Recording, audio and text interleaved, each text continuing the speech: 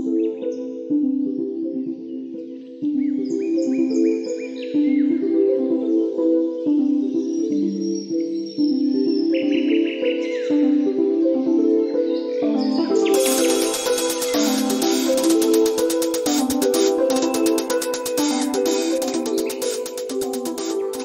and welcome to the White Witch podcast with me, Carly. Hope you are all well, witches. On today's episode, we are talking all about Hedge Witchcraft. But to kick things off, we have our book review, and today's book is The Morrigan, Celtic Goddess of Magic and Might, written by Courtney Weber. Another book I'm in love with. This was recommended to me by a lovely lady on Instagram who knew that I worked with the Morrigan. I hadn't found this book at the time of doing the Morrigan episode, but I believe it was only released last year. And I don't think there is anything that differed from the core information I delivered on the podcast episode. But this book just goes into so much more detail in relation to the breakdown of the goddesses most frequently associated with the Morrigan. So this comprises of Bab, Matcha and Morrigu, aka Morrigan. So we touched on this in the Morrigan episode, but just to expand a bit more, the Morrigan is said to be one goddess, but the Morrigan is one of several goddesses all associated with the Morrigan. One of the great paradoxes of the Morrigan. I have realised that most mythology in relation to the deities, you can't think too hard on it, just to have to accept a lot of it, otherwise you will just do your head in. I will say, though, that this book opened up so much more for me in relation to the three sisters that the Morrigan is said to represent, and also more of the mythology and stories relating to the Morrigan, more of an explanation through the stories as to why certain animals are often linked to her, and also the shape-shifting aspects of the Morrigan. This book goes into such a deeper detail on everything, and there was a lot more it provided me with than I'd been able to find through my own research alone. I was thrilled to read the section on working with the Morrigan as a wolf. Wolves for me have always been something I've been fascinated with. They show up in many areas in my life. I discovered that when we channel the wolf, we channel our own fury to manifest or change. So when we call upon the Morrigan within a wolf form, it's us like needing internal power, and that seems to be a common theme for me and many of us when we opt to work with the Morrigan. So reading this book gave me some answers to one of the most terrifying experiences of my life. So a while back when the Morrigan first came up on my radar, I was still struggling with like abusing alcohol. I was also in a relationship that I was unsure about. It just definitely made my relationship with myself and alcohol worse. And I knew all of this, but I was struggling to just put the final nail in the coffin. So one night that said partner was staying at mine, and I had one of the scariest experiences I've ever had. To this day, I still struggle to know if it was a dream or something I saw as the two merged. So I dreamt of seeing a really terrifying old crone. She was really bent over in how she stood, and she was standing in the corner of my bedroom. It felt real, like I was in the same spot in my bed, looking out in the dark into my room, and I saw her and she just stood there staring at me, but I could not for the life of me scream, even though I could feel my body trying to get this scream out. I couldn't even turn to alert my partner. I was just stuck. I was frozen. And I couldn't do anything other than watch this terrifying crone just stare at me. So yeah, I appreciate it could have been like a night terror, but this was just like nothing I've ever experienced. It was like no dream I've ever had. I dream all the time, but the lines between a dream and reality were just so blurred. Everything was a reality except this woman.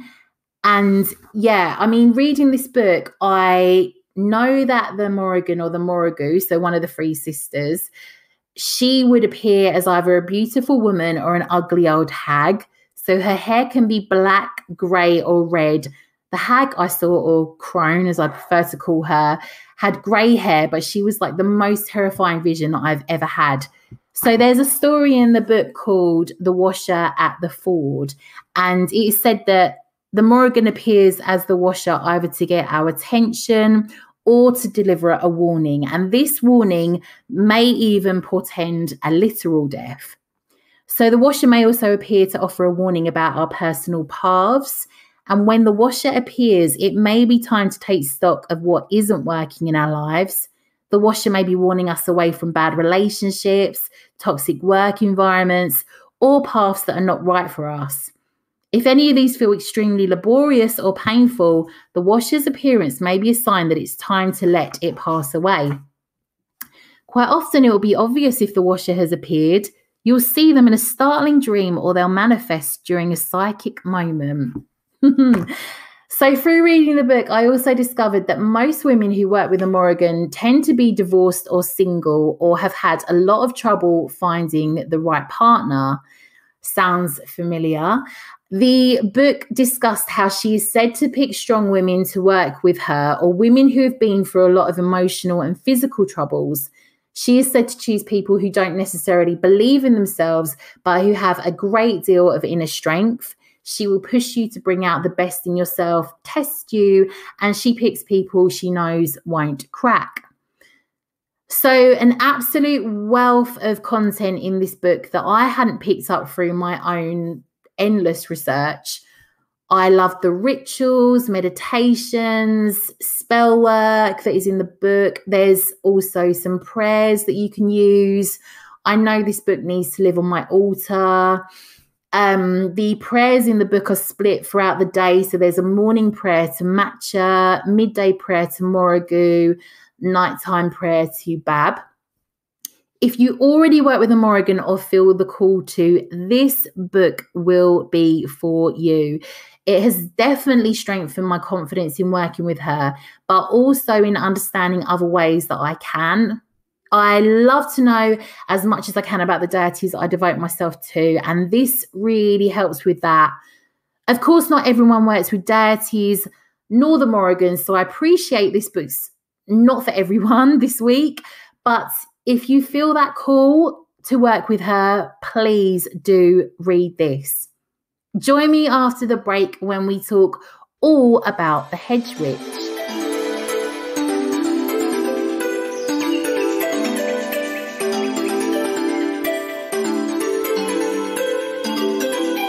Welcome back.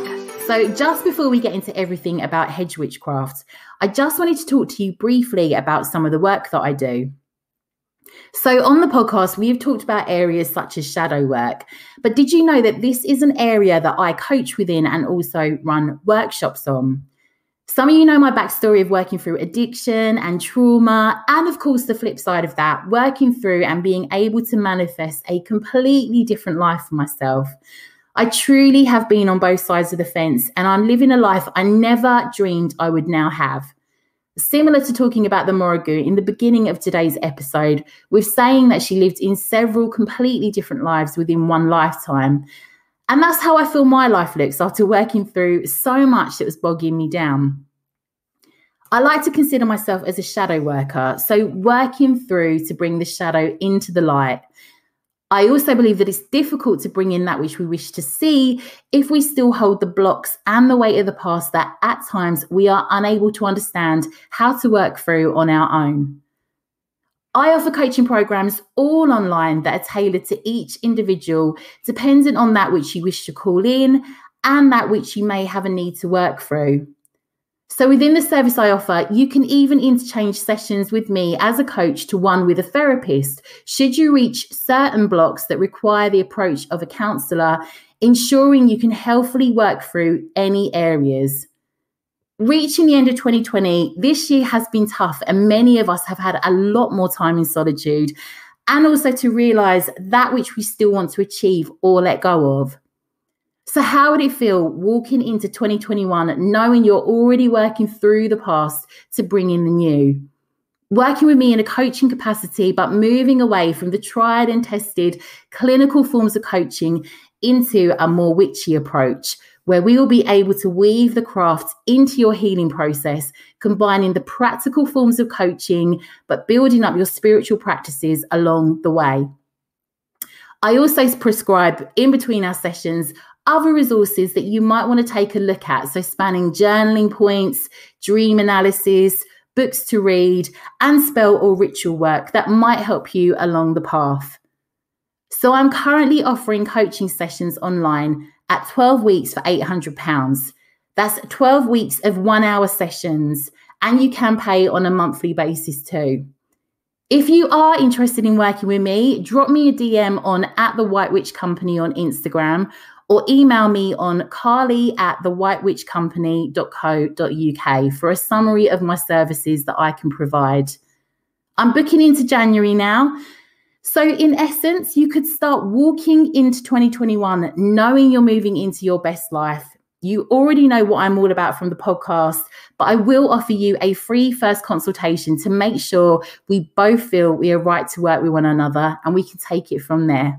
So let's get into Hedge Witchcraft, what we're really here for. A hedge witch is seen to mediate between spirits and people. They can be a walker between the worlds and have a connection to the veil. They're often focused on the element of earth, can be seen as shamanistic, maybe healers, charmers, herbalists, might work with spirits, work on hearthcrafts, healing lore, nature-orientated magic, and astral travel. Hedge witchcraft or hedgecraft is vaguely based on traditional European witchcraft. So it had been loosely based on the old ways of the old wise women and men, cunning folk, herbalists, healers, and witches throughout history. In essence, it's a solitary practice of the herbal arts, both medicinal and spiritual. Hedge witches may base their practice around Wicca. However, hedge witches are really present within any and many religious or spiritual backgrounds. So you would contact a hedge witch if you had a nasty rash or a toothache, but at the same time, if something went bump in the night in your home. Hedge witches usually don't belong to a coven and don't adhere to any tenets or any sect or organised religion. Their craft is said to usually be their own, often handed down to them by family and honed through their own research or experience. But I'm just giving you an outline of the different way that hedge witches are seen. Again, you may have hedge witches in this day that have just found this is in their nature and perhaps started out as the first within their lineage. So the name hedge witch comes from days of old when villages were separated by forests. The edge of a village where the forest began was called a hedge, and the hedge is said to also represent the boundary that exists between this world and the spiritual realm. So not all cultures would have had a hedge, some perhaps just a stone wall or earthenworks, but nonetheless, the term is used to identify this path. So I also researched and found that the word hedge is translated from hagtess, which is Haegtesse, an Old English word meaning hedge rider. And this means between two worlds. So generally, if the doctor couldn't help the villagers or the village didn't have one, they would have turned to a hedge witch. Hedge witches today may or may not live near a forest, but may find themselves spending a lot of time there. Most hedge witches have an affinity with nature, and they will likely hone their skills in relation to understanding the medicinal and spiritual properties of everything that grows, and they understand nature's balance. Hedge witches will often use nature to deal in turn with natural problems, and are said that they tend to have a remedy for everything under the sun, but much of it will have been prepared under the light of the moon. So wild witchcraft is said to be another form of the craft, very much like hedge witchcraft, but differs in that it's more primal, wild, and witches are more inclined to hunt, trap, and fish, offering thanks for the animal's sacrifice and role in the circle of life. So in finding that, I also came across powwow, another witchcraft path, which is folk magic associated with the Pennsylvania Dutch. It originated from European tradition, although its name powwow was taken from the Algonquian tribe, murdering pronunciations. I'm so sorry, Algonquian tribe, meaning a gathering of medicine men. And it's said to be a variety of Christian spells, prayers, and simple rituals to cure simple domestic ailments and rural troubles. And then I also came across Appalachian granny witchcraft, which originated in the Appalachian mountains in the 1700s by Scottish and Irish settlers who brought their European witchcraft traditions with them. As the settlers began to blend their magic with local Cherokee shamanism, this tradition was said to be born.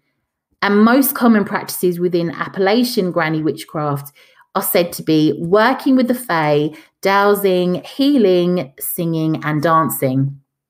A little bit of extra information that nobody asked for, but I personally thought it was quite interesting. So hedge witchcraft is also related to hereditary witches, earth witches, and green witches. So for me, I feel a real affinity with the practices of a hedge witch from the herbalism aspect, but I'm also very interested in the shamanic side. In essence, the hedge witch prefers to work on their magic alone or with one magical companion. The spiritual tradition is for them to be in retreat from the outside world, to focus on the inner worlds, and the solitary witch is said to find spiritual sustenance and inspiration from working alone in nature. I think many of us can resound with that. There is more of an emphasis on natural magic over elaborate rituals for the hedge witch. And with the hedge witch, it's also said that they can find all they need to cast spells from the hedgerows. So I guess this got me thinking about my path as a witch, and also to understand what you witches like to do. See, I've always practiced alone. One of my very good friends, Jade, is a witch, but a lot of my friends close to me are more spiritual over witchy. So I've always carried out any rituals and spell work on my own, except for the odd full and new moon ritual that I've carried out with one of my friends. I did nearly join a coven about 5 years ago, but I didn't feel it was the right path for me. Something with the energy of the coven fell off, as in nothing bad with them, just didn't really have a connection. And at the same time, I guess I had way too many life responsibilities to commit to them properly. So I definitely see the benefits of a coven. I'd be really keen to hear from any of you regarding whether you are solitary or within a coven. If you aren't in a coven, I guess you could say that I am in a coven because I'm in the Literary Witches Coven, and we read a book together every month, so a witchy book, and we cast a vote on which book that we'd like to read together.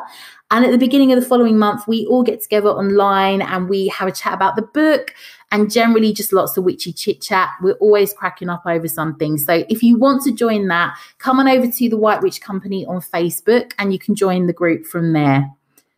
But with many different aspects of the hedge witch, I thought I would break it down, starting with the herbalism and healing aspect.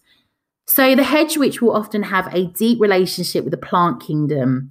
Plant spirits are referred to as devas or herbal allies, and are extremely benevolent entities who are said to help facilitate healing and natural magic, as well as supporting and nurturing the spiritual path of a solitary witch.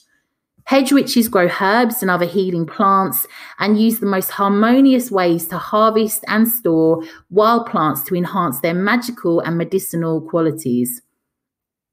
The magical plants is twofold.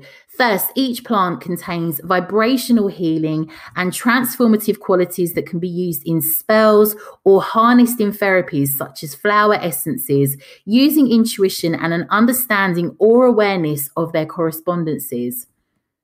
All plants have medicinal properties that require more specialized knowledge, and a lot of hedge witches might choose to study homeopathy, medical herbalism, and aromatherapy to better understand the holistic process of healing. So many hedge witches may also keep natural objects such as crystals, incense, oil, and potions as they use these within their work, and will often be sensitive to the energy within them. So hedge jumping is seen to be a practice of the hedge witch.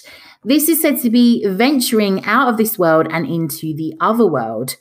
Some hedge witches have the ability to communicate with the spiritual world and can send messages between both worlds. Some hedge witches will practice astral projection, which is also said to be why the term hedge was also used, as they could cross the boundary between this and the spirit world.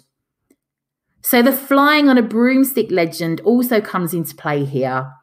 The misunderstanding that was based on hedge witches flying into the spiritual realm, however, I'm more inclined to believe in the more sex, drugs and rock and roll version of why the broomstick and witches were said to fly on them. This is linked to the hallucinogenic chemicals called tropane alkaloids made by plants, including Atropa belladonna, which is deadly nightshade, Hyoscyamus niger, which is henbane, Mandragora officinarum, which is mandrake, and Datura stamonium, which is Jimson weed. So we cannot escape a podcast episode without some appalling pronunciations on my part. During the Middle Ages, parts of these plants were used to make brews, ointments, or witches' salves for witchcraft. So somewhere along the line, it was discovered that these hallucinogens could be absorbed through sweat glands in the armpit or via the lady parts or the butthole. Instead of eating the plants or drinking the extracts, you could bypass the first cycle of rapid metabolism by the liver. So basically, this would have stopped you from vomiting or feeling nauseous, which would have happened if you drank or ate the plants. So instead, you would put the ointment onto the end of a broomstick and insert into places already mentioned, but without any of the unsavory side effects. So the flying came from the hallucinogens. They tended to cause sleep, but the dreams that followed would involve or could involve like flying wild rides or frenzied dancing. So they would use the broomstick to usually mix up the concoction, and the psychosensory experiences of flying were associated with the boiled up hallucinogenic plants, again, like being applied to those lovely parts. So in 1966, Gustav Schenk is said to have given a description of how this concoction affected him as follows. My teeth were clenched and a dizzied rage took possession of me, but I also know that I was permeated by a peculiar sense of well-being connected with the crazy sensation that my feet were growing lighter, expanding and breaking loose from my own body. Each part of my body seemed to be going off on its own, and I was seized with the fear that I was falling apart. At the same time, I experienced an intoxicating sensation of flying. I soared where my hallucinations, the clouds, the lowering sky, herds of beasts, falling leaves, billowing streamers of steam, and rivers of molten metal were swirling along. Okay, mate. So in Europe in the Middle Ages and into the Renaissance, bread was made in large part with rye. And rye-like plants can host fungus called ergot that can, when consumed in large doses, be lethal. But in smaller doses, it is a great hallucinogen. So records from the 14th to 17th century show Europeans with dancing mania who pranced through the streets, talking nonsense and foaming at the mouth until they would collapse from exhaustion. Those who experienced this mania would describe wild visions that accompanied it. Why do I just keep thinking of, like, it sounds like going back to a 90s rave and someone staggering out from a field? But us witches back in our former lives certainly knew how to have fun. We were basically drug dealers without the 2 burner phones and pushing a German whip. You may already class yourself as a hedge witch, but there are some ways that you could bring some hedgecraft into your life. And I'm not talking about making up your own drugs. So you could try spending time in nature, your own garden, and learning more, identifying the plants, trees, and wildlife around you, observing the birds, insects, and animals, paying attention to any messages you might pick up in nature. It's worth also looking into the language of trees and the interconnection that they have with one another. There are some fascinating books and programs along those lines. I know that some of us live in more urban or suburban areas and we might struggle with immediate access to nature, but you can still visit local parks, nature reserves, even graveyards to connect to the land. So don't forget, there is an episode of the podcast all about graveyards. So you might want to spend time in these places, again, observing nature, recording any animals, insects, and so on that you might come across. And anyway, with winter upon us, it is a good time to just be outdoors and connect with nature, especially from a grounding perspective, and to keep that seasonal adjustment disorder at bay. You might opt to work with the land through divination as speaking to spirits of nature, and pendulums can be a good form of divination whilst you are out in the wild. Understanding more about the land and its history around where you live. Are there like tragedies that occurred there, wars, illness, or even positive events that took place on the land? The land carries memories of the past and who lived there before we did. What events took place before you even lived there? You might find yourself drawn to certain areas and might feel called to use your divination skills to see if you can speak with spirits of the land or spirits in general. Create a Genius Loci profile, which is a section in your grimoire or book of shadows where you detail the land's spirits within your area. So any trees, plants, insects, birds, animals, landscape or climate within your hometown. This can help you understand the land's spirits. Every tree, insect, bird and plant is said to have a spirit, which is something the Hedge Witch knows deep inside. Genius loci are known as spirits of place, and rivers, wells and springs were guarded by powerful spirits. Mountains and caves were said to be the residence of the land spirits. It's open for debate on whether the ancient people believed that these were the actual spirits of the mountains or the rivers, or just spirits that lived and guarded these sacred places. We cannot ignore how many legends and folktales that exist from these ancient times that demonstrate that they believed in spirits of place and worshipped them.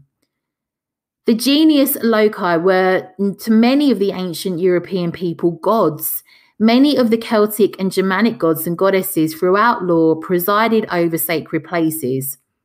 So nature, before the spread of Christianity in Europe, was incredibly alive, worshipped and honoured by ancient Genius Loci cults in England. The most well-known of the old pagan cults were, of course, the Druids of ancient Britain. So they were a priesthood of the ancient Celtic tribes prior to Christianization of Europe. They worshipped the old gods in the groves of trees. They also gathered in these groves too. And some assume that this was because nature was their temple, which is true. However, Druids worshipped the trees themselves too. Celts believed that the trees had spirits, and the well-loved trees of the Druids include oak, ash, elder, yew, alder, hazel, and apple. Oak in particular was a firm favourite of the Celts and Druids. So the word Druid stems from the Greek word for tree spirit, which is dryad. But anyway, back to Hedge Witchcraft. As you can see, it's all very interlinked. Another way you could honour the Hedge Witch within you is to grow native plants. I am a firm believer in using native plants anyway within my spell work, and I will often swap out and tailor different herbs for my spell work to that is recommended to tie in with my native lands. So you might want to look into native plants to where you live and what their properties are in relation to herbal magic. But by growing native plants, you are also supporting local wildlife such as pollinators, so birds, butterflies, bees, and so on. Although we are in the depths of winter here in the Northern Hemisphere, you might want to start making plans that you can get started for in bulk on what you can grow, or even start preparing, cutting back any land that you might have you can grow on. I purely grow in pots in a small courtyard garden. Don't ever underestimate tiny spaces you can grow on balconies, even windowsills. Like, you don't have to have your own space of land. You can grow these herbs, and of course you can use them within your craft. So another thing you might want to try, you might want to investigate if there are any local ley lines near to where you live. And this is something that I want to have a look at. So ley lines are ancient sites on a map that we can draw straight lines between one like sacred location and another. So these lines end up forming a grid-like pattern across the entire world. Ley lines are said to be energetic roadways that the ancients honoured and knew of, and often marked with stone monuments and pagan temples. So our ancestors were said to be able to feel the magic and power emanating from these energy lines and marked them so that their spiritual and physical benefits could be drawn upon. Ley lines are mainly recorded in folklore and occult books, and it is said that spirits are said to travel the earth in straight lines, and these straight lines could be the ley lines. It is also said that the Fae are known to travel along specified pathways too. And in Britain and Ireland, there are tales that point out fairy pathways across hills and over fairy bridges. So these pathways are known as fairy paths, and people are warned to not get caught on a fairy path if it's like during twilight hours or at night, as the Fae may carry them away. But it is also questioned if these fairy paths are also ley lines. Some believe that ley lines act as the open veins of Mother Earth, sacred sites where the earth opens up its source energy to us. And the vibration and energy of these places is said to be distinctively different. You can look up local ley line maps and see if you have them locally. If you find any local ley lines, you might want to treat this as somewhat a sacred journey if you go to see them. And some people prepare in accordance as they might with starting out on a ritual or spell work. So by ensuring that you've had a cleansing bath or shower, perhaps smoke cleansing yourself beforehand, with the idea of being as spiritually clean as possible. So it's easier for the energy from the ley lines, like being easier to sense them. Divination on ley lines is said to be extremely powerful as a practice and something you might want to have a go at utilizing. So like utilizing that strong sacred energy. You could use a pendulum to dowse, and you might find some high energetic charges along these ley lines. You could find that your pendulum swings vigorously at certain points, and dowsing has long been used to find ley lines. You can communicate with spirits traveling along ley lines if you so choose, but you might want to cleanse yourself and your pendulum afterwards. You may opt to leave offerings for the spirits to show your gratitude. So make sure they are biodegradable, such as flowers, eggs, organic fruits, so no nasties, vegetables, herbs, and so on, or even sticks and stones and small items from nature.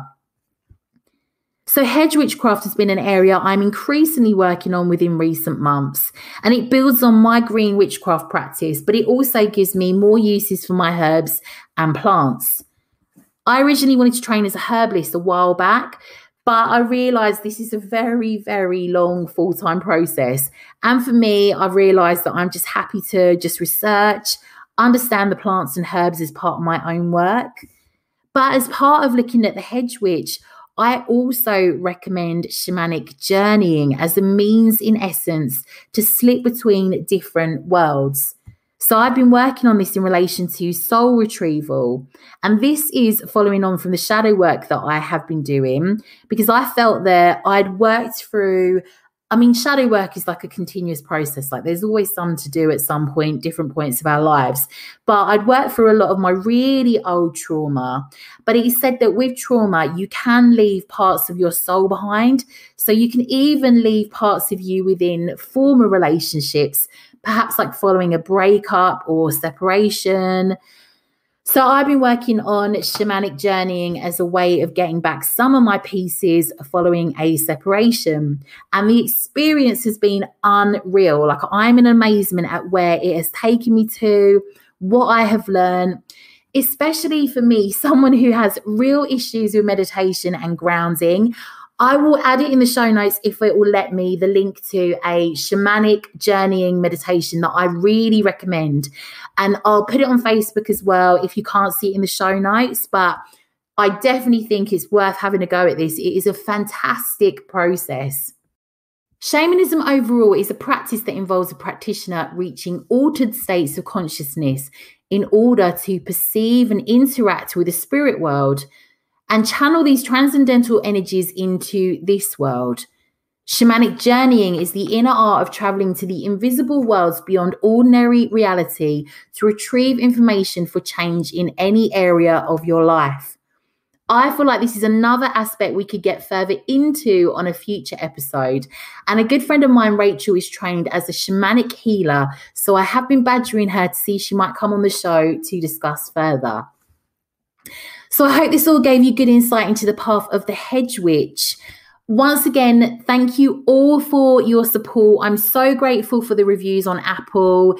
If you have left me a review, thank you so much. If you haven't and you're happy to, I'd be so grateful. It means that more people can find the show. Aside from that, you can get in contact with me on Instagram at The White Witch Company and over Facebook on The White Witch Company. Have a great week, witches. I will catch up with you all soon. Lots and lots of witchy love.